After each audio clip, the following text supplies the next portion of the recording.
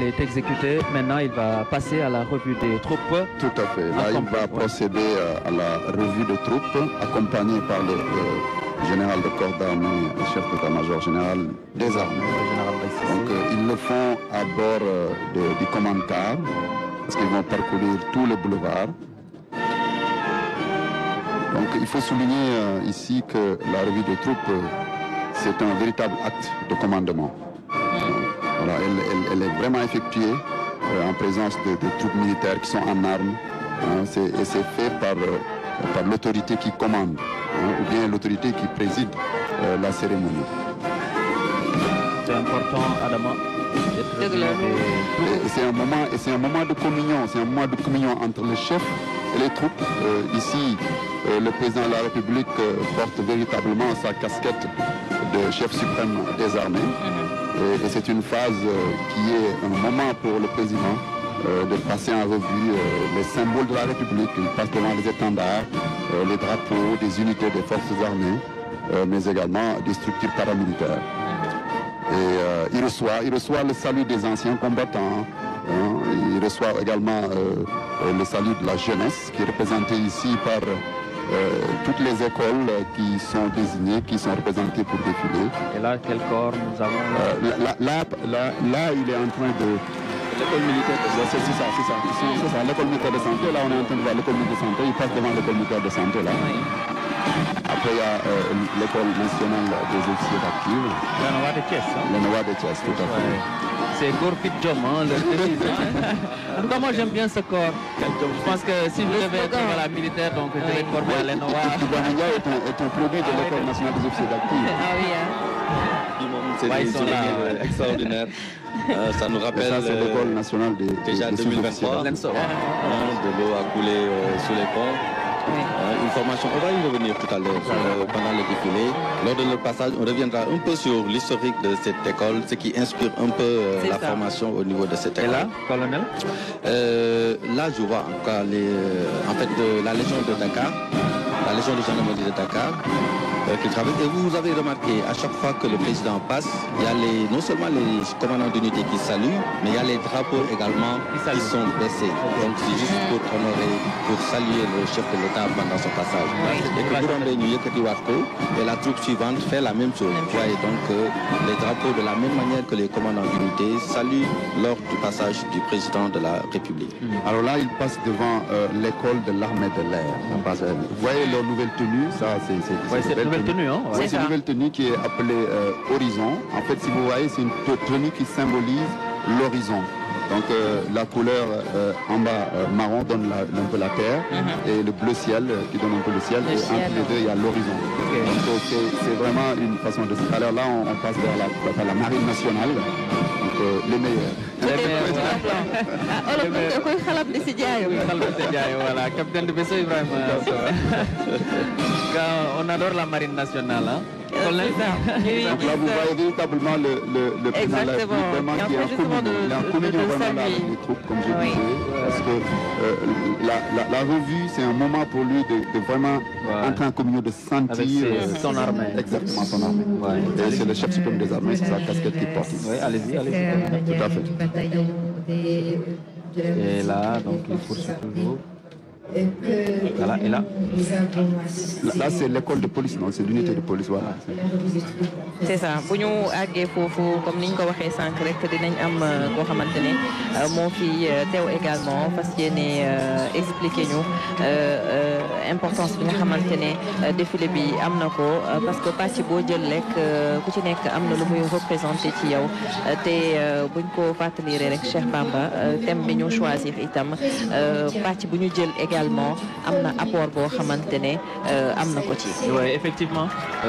loo ci jël rek donc am na ci lu am solo. tout à fait unité boo ci jël rek boo jëlee souveraineté moom wàllu jumtuwaay wàllu kaaraange. c'est ça boo ci jël muy armée de terre muy marine nationale muy armée de l'air muy gendarmerie boo jëlee tamit ci biir armée de terre boo jëlee unité bu ci nekk suñu direction de service yi maanaam boo jëlee direction du matériel nga xamante ne moom moo yor lépp li jëm ci wàllu arme ak woto ci l'armée bi ñoo xam nañ ci am pàcc ndax industrie li gendarmerie. c'est la gendarmerie. waaw tout à fait mi ngi continuer toujours di def revue unité yi nga xamante ni ñoom ñoo war a défiler tout à l'heure comme ni ko waxee bii mooy unité bi nga xamante ni moom la ñu dénk lépp luy sécurité routière tey jii. boo xoolee am na benn légion de gendarmerie bu bees boo nga xamante ni li leen tax a jóg. c'est exclusivement la sécurité routière. donc ñoom ñoo yore le trafic au niveau des routes nationales. au niveau des lignes autoroutières. fépp fa nga xamante ni. waaw ñooñu dafay taxaw ñoom ñoo fay nekk unité bu bees. kii mooy waa bataillon de para. Thiar ñu nekk de Thiaroye yi ñoom nag unité réserve générale la maanaam unité d'élite la ñoom ak commando yi. waaw ñoom vraiment c'est des unités yi nga xam ne c'est des unités emblématiques. emblématiques. Oui, ça c'est l'armée. L'armée, oui. Non, pareil, ñoo nekk c'est toujours les paras. Toujours les paras. C'est les parachutistes. Donc le chef d'État qui poursuit toujours la route, acclamé par la foule venue très nombreuse ce matin, donc vers 6h, 7h du matin, donc la population est là. Et ça c'est le commando, donc là c'est les unités commando. Donc, comme je disais pour les parachutistes, le commando c'est également une unité de réserve générale. Ce sont des unités qui sont mises à la disposition du chef de l'État et auxquelles on donne des missions spécifiques. C'est ça. mooy continuer noonu ba tey. Il y a les forces spéciales qui viennent. Ça c'est les forces spéciales. Les forces spéciales. Force spéciale moom boo ko déggee mooy lu nga xamante ni vraiment lu spécial la maanaam. ñoom dafa nekk ñoo xam dañu leen tànn ci biir meilleur yooyu. la crème waaw la crème. parce que entraînement bi métti na mission yi ñu jox dafa mission yu complexe la yu critique te boo xoolee dafa am force spéciale terre maanaam ñoo xamante ne ñoo nekk ci wàllu terre bi. suuf si ak force spéciale mer maanaam ay force spéciale ñoom ci wàllu géej ndox mi la ñu nekk. ak force spéciale air ñoo xamante ne ñoom lépp lu jëm ci wàllu jaww ji ñoom ci lu ñu yëngu.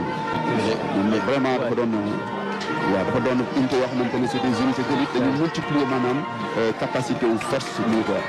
waaw ndax ay missions yi ñu jox en profondeur ay missions de haut risque moo tax c'est des gens yoo xamante ne. très bien formés très bien choisis d'abord sélectionnés mais ensuite très bien formés. Oui, colonel. Non, c'est dans la même lignée mi ngi doon wax léegi ci les unités de réserve générale. donc ñoo nga xamante ni c'est des unités yoo xamante ni président de la République rek moom moo leen mën a mettre en mouvement. loolu dafay baax ñu fàttali ko bataillon parachutiste bataillon des commandos comme la légion de gendarmerie d'intervention également si cadre boobu lay dugg. léegi nag ren la particularité si défilé wu ren bi mooy participation GIGN.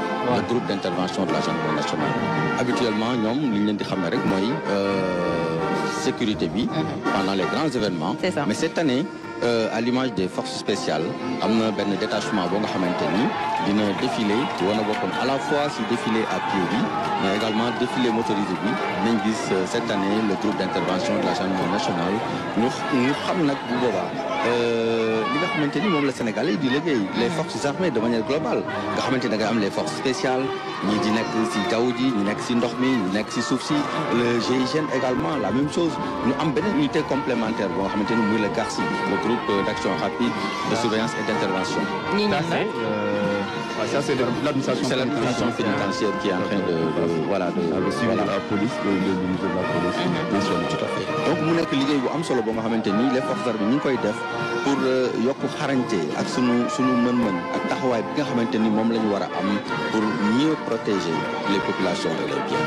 c'est ça lu am solo la li nga wax ni parce que c'est important également ñuy askan bi mën a comprendre lu ci nekk nan lañ ko xaajale parce que dañ lañ ko organiser c'est ça dañuy gis police gis gendarmerie gis GIGN gis BIP gis yeneen ak yeneen mais duñu xam bu ci nekk nan lañ ko organiser ku ci nekk lan lañ la dégg ak ku ci nekk domaine d'intervention lii nag dafay nekk journée boo nga xamante ni le 4 avril espèces humaines yi la ñuy génne donc bu ñu jëlee corps bu nekk dinañu wone si li mu am à la fois comme personnel si organisation bi ak moyens yi nga xamante ni jumtukaay yi nga xamante ni moom la ñuy liggéeyee won si ay spécimens ba Sénégalais yi ak autorités yi xam ni seen investissement yi ñu def pour que ñu protéger le Sénégal vis-à-vis des unités malveillantes ou bien en tout cas il est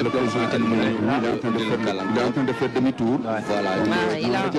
C'est ça. Donc ça veut dire véritablement le mouvement de foule qui poursuit le chef de l'État. Mais c'est leur fête, hein. C'est la fête de la jeunesse. Voilà. C'est la communion, c'est un moment de communion pour le chef de l'État. Acclamé par la population véritablement. On rappelle également que c'est une première pour lui parce que daaw niñ ko waxee comme niñ ko xamee daaw rek levée de couleur au palais parce que boo xoolee at yi nii yomb yëpp depuis 2019 ba léegi bi mooy troisième défilé exactement gëjoon nañ ko def parce que ci 2020 21 22 ñu ngi amoon dégg nga mbas mi ñu ko def 2019 2023 defoon nañu daaw xam ngeen levée de couleur avec l'élection présidentielle donc ren mooy premier grand format. les Sénégalais yi namoon nañu moment yi nii namoon nañ ko moo tax nag tey yéen itam. waaw ñu itam namoon nañ ko. laa ñu mi ngi wàññeeku voilà. waaw mu ngi dellu si waat donc mi fi mu toll nii def na revue des troupes ba noppi léegi mu ngi dellu si waat donc dafay jëlaat boulevard Mamadou Dia pour ñëw vers la tribune. musique bi waaw musique principale des forces musique principale des forces armées moom lu am solo xam nga musique principale bi ñëwaat léegi unité mooy vraiment le bataillon de la musique des forces armées dafa doon histoire bu rëy d'abord fi mu jógee ci unité musicale ñu armée coloniale française après ñu sénégaliser ko maanaam dugal ci ay air sénégalais ay air yu bëri yoo xamante ne ci suñu aada suñu cosaan la génn dinañ fi ñëwaat léegi ci kanam incha allah. ci lépp voilà donc njiitu réew mi ba tey ak drapeau national bi drapeau yi ñu ngi koy baissé di ko saluer. Les corps sont là. Voilà. Donc d'élite qui sont là donc passés en revue par le chef de l'État. lu am solo la nag xam nga drapeau bi moom président rek lañ koy wàcce. waaw moom rek lañ koy wàcce. moom kese lañ koy wàcce. amul bu ñu wàccee drapeau bu ko nuyu moom. da koy wàcce moom rek lañ koy wàcce. waaw c'est le chef suprême. c'est le chef suprême. donc ñeneen ñëpp dañu nuyu drapeau. ok waaye moom rek dañuy wàcceel drapeau boo xoolee. là c'est la police hein. waaw kii c'est la police. donc gis ngeen ko kon.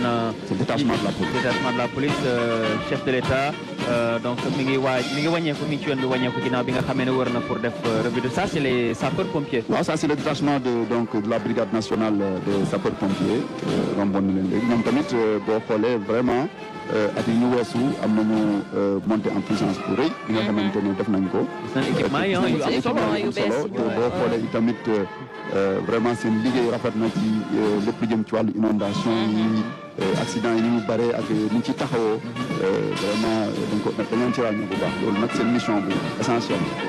ça c'est voilà kii ñoom. waaw ñu ngi demaat ci marine nationale. capitaine Ibrahima Sow. dama naan directeur day faral boppam. waaw nee na ils sont les meilleurs hein. mais ñoom ñemewuñu poussière. poussière bi amee léegi. ñu dugg ci ndox mi ah. voilà donc. nee na en tout cas ils sont les meilleurs. xaw ma nekk c'est l'armée hein, les militaires les soldats comme on dit. Tout à fait. Donc ça c'est le 12e bataillon d'infanterie c'est ça. léegi bu dellu see xanaa cérémonie bi daanaka dafay tàmbali. waaw bu dellu see ba topp tribune bi li ci topp mooy remise de décoration.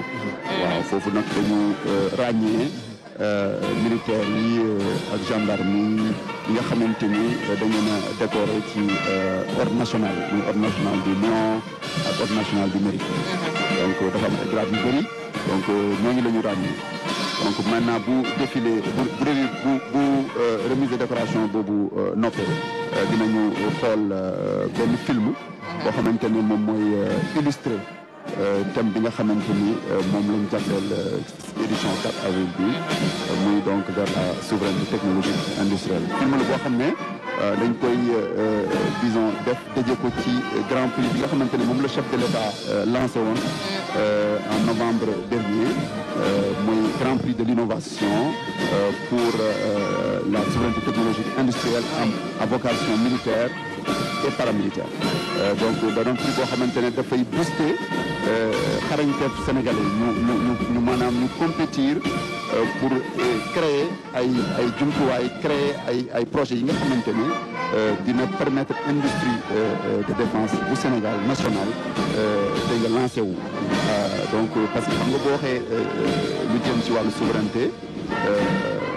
recherche daf ci am solo parce que industrialisation maanaam ngay defar ay jumtuwaay dafa laaj nga xarañ nga jàng ci wàllu science ci wàllu technologie waaw ñun nag Sénégal am nañu ay école ay université ay laboratoire ay centre de formation yoo xamante ni ñu ngi def liggéey bu mucc ayib boo xoolee sax ci affaire gaynde sab bi maanaam voilà nga xool Sénégalais yi fi ñu nekk ci bitim réew ci grande firme yi di def ay liggéey bu mucc ayib dégg nga ñoom ñëpp donc ça veut dire que Sénégal am na jeunes yi waaw donc grand prix bii nag dafa doon grand prix boo xamante ne dañ ko dafay vraiment émuler dafay donc pousser jeunes Sénégalais yi da ngay start day yokk pour ñu gën a xalaat ci wàllu ci mbir moom donc loolu moo waral ñu génn grand prix boobu te donc film bi dina ci ñëwaat léegi incha allah. am na solo waaye colonel dafa am wàllu bu am solo bu mu wax mooy réveiller le génie sénégalais génie boobu dafa am si ñaari fànn yu koy xaar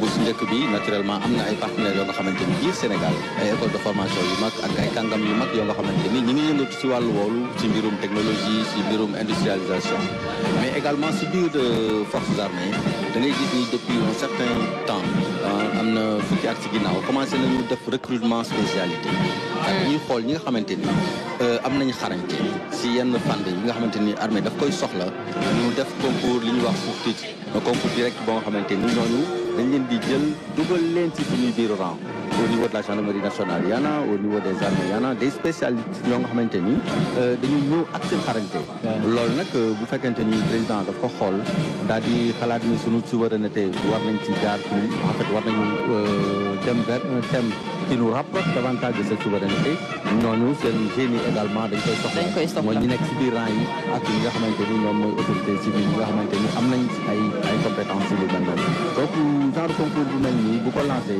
dinañu permettre ci biir rang yi ñu xam ñan ñoo am xarañte gi li ñu mën ñu wane ko ñoom dinañ xam li ñuy soxla fii ci Sénégal pour mën a aar suñu réew mu nekk ci wàllu gendarmerie ci wàllu armée bu marine ak leneen outils yi nga xamante ni moom la ñu war a jëfandikoo mu méngoo ak suñuy réalité ñu war a mën a xool yan jéego lañ ciy teg pour que bis bu ñuy teg industrie de défense boobu ñu mën ko réaliser fii ci suñu c'est vrai jamono day dox gis demoon fële Turquie tamit ñëw fi wax dëgg yàlla am partenariat bu am solo boo xam ne ñu koy def ak Sénégal ci wàllu woowle ba tey njiitu réew waaw parce que ba tey ñu ngi koy gis ni muy ñëw xam nga daa ngi wax léegi partenariat boobu ñuy def au niveau avec la Turquie mais dafa foofu rek xam nga partenariat boo fay souveraineté moom xam nga mënoo xëy rek ne da ngay décréter créer ay usine dafa doon processus boo xamante ne dafa laaj lu bëri dafa laaj d'abord yow say capacité interne waaw mais kon leen def musique bi ñuy dégg rek laa bëggoon wax ci ndax neex na wala dinañ ci ñëwaat dinañ ci ñëwaat léegi parce que waaw dinañ ci ñëwaat léegi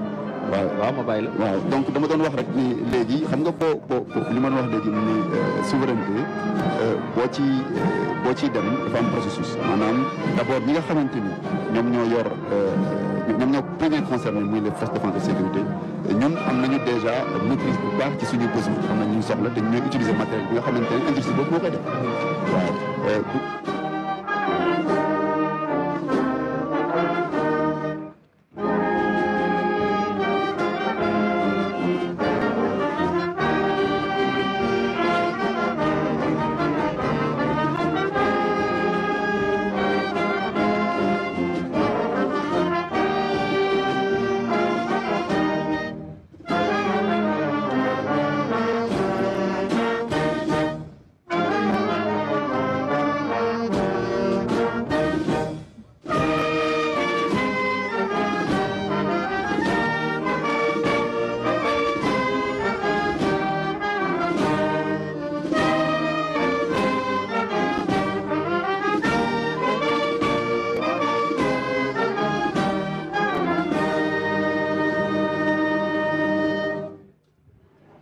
Voilà, le président de la République, son Excellence, M. Bassirou Diomaye Faye, est là donc sur le tapis rouge et il va rejoindre la tribune officielle pour présider ce défilé du 4 avril.